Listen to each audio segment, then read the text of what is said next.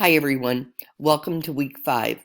Week 5 is a big week because we talk about two very important pieces, which are um, deciding what vocabulary to teach, especially focusing on academic vocabulary, and how to write measurable objectives.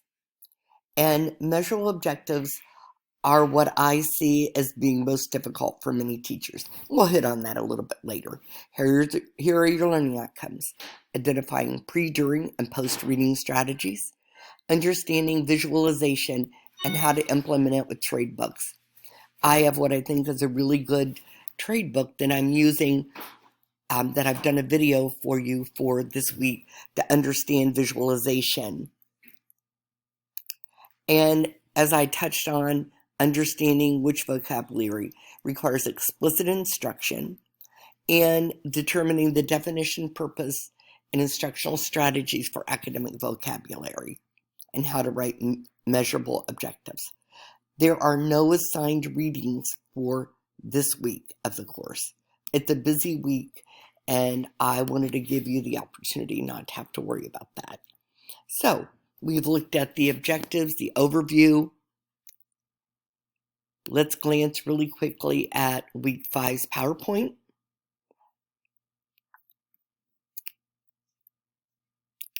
So, academic vocabulary is based on more Latin and Greek roots than everyday spoken English. Examples. Then you're asked to list 4 ways to choose vocabulary words to teach on the PowerPoint responses. Number 3, you're explaining what academic language is. There's just some information on vocabulary research. And these are the things that our students need to be able to do to be able to work out word meanings. This is a great book for vocabulary games in the class. This is the most amazing student dictionary I have ever seen because it explains definition in just everyday general terms. Very easy for students to understand. This would be a book as a fresh new teacher I would want to have in my toolkit. So most of the time when we think about what words we need to teach, we're reading this. You go to the definition in a dictionary, and it gives more words that you don't understand than an explanation. And when I was in school, I was always told you can't use the word in the definition. Well, this particular dictionary tells you should and how it works. Here are some websites for vocabulary, PowerPoint response for number 5, some more information on dyslexia, a short video there for you to see, how to write measurable objectives. Measurable objectives include the following parts: conditions, behavior, criteria. And I'm asking you to go to YouTube and view this video I have for you. It's great, and it's fast, and it's kind of cute. Remember, writing objectives, they are not measurable unless you have that measurable verb in there, okay? So, the dyslexia assignment, I've been hitting on this almost every week for you. The resource section on week 5 contains information that you'll need. A template to use for the assignment. Rubrics for the assignment that will go both on Moodle and Chalk and Wire. The directions. Make sure you not only read that rubric beforehand, but you keep it nearby as you are working. So this is the book I talked to you about that's wonderful for visualization. Here's the video for the dyslexia assignment, which I also have at the top of a Moodle under the instructions. But right here this week, you're going to have everything you need together to see it. And this is an example of the dyslexia assignment.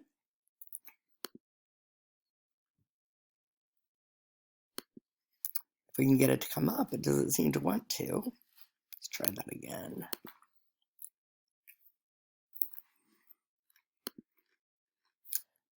All right, there we go. It's kind of cutting off a little bit here. So basically, there we go. You'll be listing your grade level and your reading content strategy, your measurable learning outcome. Notice that's highlighted. Students will be able to, this happens to be a lesson in the content area, excuse me, and it's mixed or with geography, finances, and that sort of thing. So, students will be able to define and compare natural capital and human resources and identify those used by the ox cart man to produce his goods. Students will define the academic language terms to understand the lesson, including resources, natural resource, capital resources, and human resources with 75% accuracy. This makes it measurable. If you didn't have this in there and it ended right at resources, it would not be measurable. This person chose the strategy of coding text, and so they're explaining what their strategy is. And you're also asked to give a rationale for why it aligns with your objective or selected topic and demonstrates knowledge of content-specific concepts. You have to clearly state 3 to 4 reasons why your selected strategy best supports your desired learning outcomes for your students. You don't need to include anything like graphic organizers or anything like that here. You just have to explain how that relates. Now, this continues. Down here is the section we just last talked about in the previous explanation. So we're talking about why we're using it, what resources we're using, and so on. This is a wonderful example, and I highly recommend you to look at it to help pattern and model yours in a similar fashion. So, this is the creation of a self-assessment for students with dyslexia. Notice I have for students. This is not a self-assessment for you, the teacher. This is a self-assessment for the students to allow them an easy way to describe, did I get it? Do I kind of almost have it? Have I got it?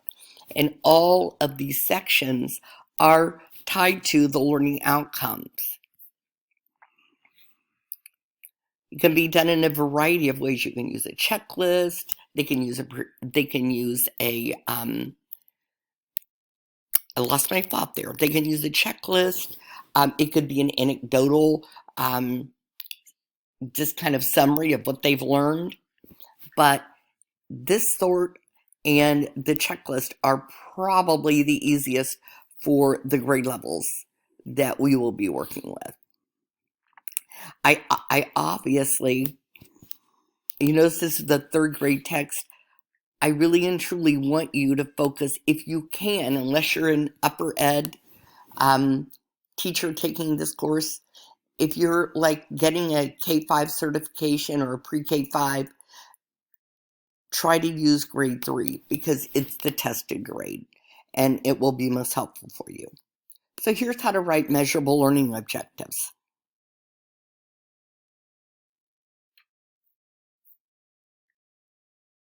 We're going to get back to that. Looks like that something didn't transfer over. I'll make sure that is there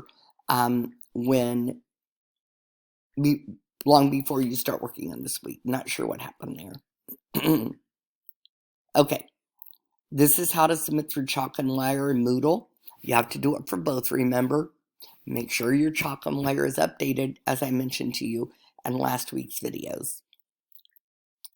So, here's the Forum 151, Rethinking Dyslexia.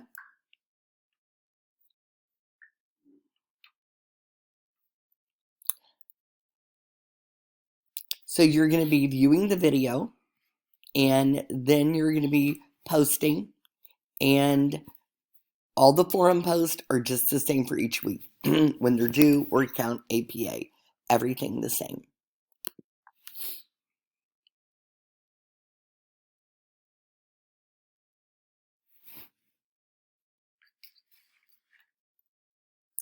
Here is the dyslexia assignment, the chalk and wire portion. Here is the dyslexia assignment, the Moodle submission link. And as we said earlier, there is no forum, but here is the PowerPoint response activity link. And the PowerPoint response activity link is going along just like all of the other activities for this week to talk about either dyslexia or how to teach vocabulary. This particular one is about the vocabulary section and about measurable objectives.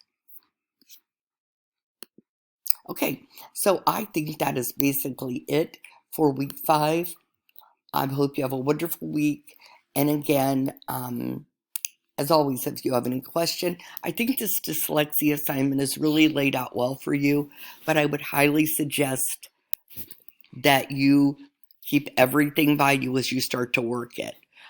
Your rubric, that example plan that I just showed to you, just everything right there so you can be successful in this. Hope you all have a great week. Let me know if you have any questions.